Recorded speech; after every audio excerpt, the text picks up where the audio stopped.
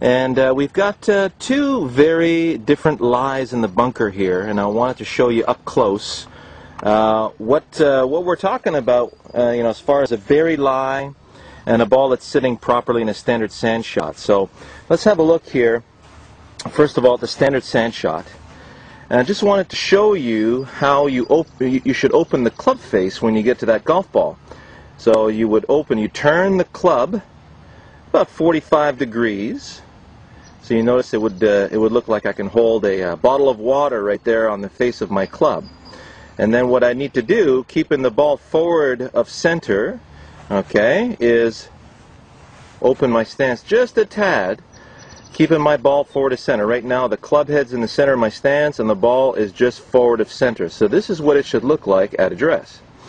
And what allows, and if you look at how the club hits the sand, it's basically pushing sand forward with the sole of the golf club. So this prevents the club from digging.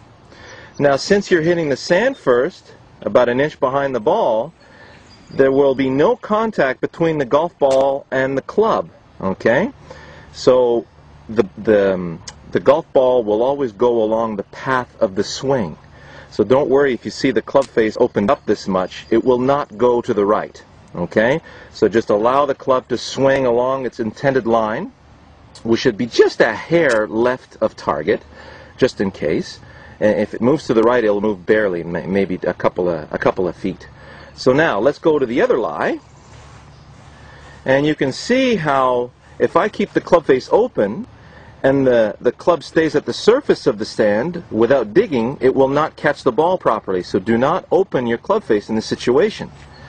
Neither should you play it square, because when you play it square, what happens is the club catches too much sand, there's too much resistance, and the club can't get through the sand. So what's the alternative? Well, here, not too many people know about this until now. Here's one of the greatest secrets ever kept. So you're going to close the club face about 30 to 45 degrees. Yes, you are not seeing a mistake here. So what happens is now the club parts the sand, very much like, us Canadians up here, we see snow plows. So much like a snow plow, all right, or a bulldozer, or one of those graders that even out the roads. So that's how it should look. And notice how it digs a nice narrow trench. So it's actually digging itself into the sand, parting the sand to the side, and once again, because there's sand that gets between the club face and the ball, I'll demonstrate to you what each one of these looks like. All right. Go. Standard sand shot. Ball on the surface of the sand.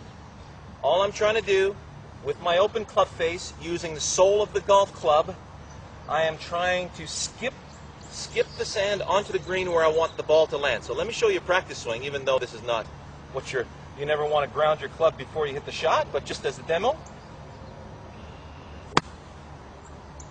Toss the sand on the green where you want to land the ball, and I'm using momentum to do this. There we go. So the golf ball is just a big grain of sand. Do not focus on the ball, always focus on where you want to skip the divot of sand. So I got my eyes about an inch behind the ball, and I'm focused one more time on where I want to toss the sand, which is about 10 feet short of this flagstick.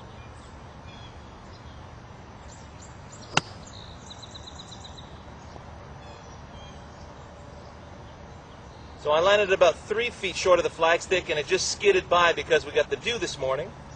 But I'm basically left with a 4-footer, which isn't bad. I'm still uphill. Now, when the ball is in the sand, and I'm closing the club face at 30 to 45 degrees, I want to land the sand a lot more in the front of the green because this ball's going to roll out quite a bit. Use your lob wedge, a 60 degree, the highest lofted wedge, because we're delofting the club quite a bit. But you'll notice as I toss the sand on the green, watch how much less effort I use. See how that sand explodes out there? You'll see it from the side here. It really explodes the sand forward. It digs itself a nice channel through the sand effortlessly. So you really don't have to hit this ball hard.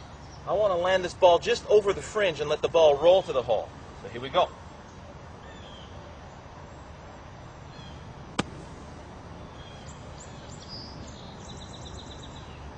because of the dew, it didn't roll out too well. But you notice I didn't have to use a lot of effort to get that ball out. Okay? So with a little bit of practice, you'll see how much roll that you're gonna use on that. The sand is a little wet this morning, so you're just looking for tossing the sand on the green with the face of the club when the ball is in the sand or buried in the sand, and you want to toss the sand with the sole of the club. Nice skipping action when the ball is on the sand surface. So I hope that really helped.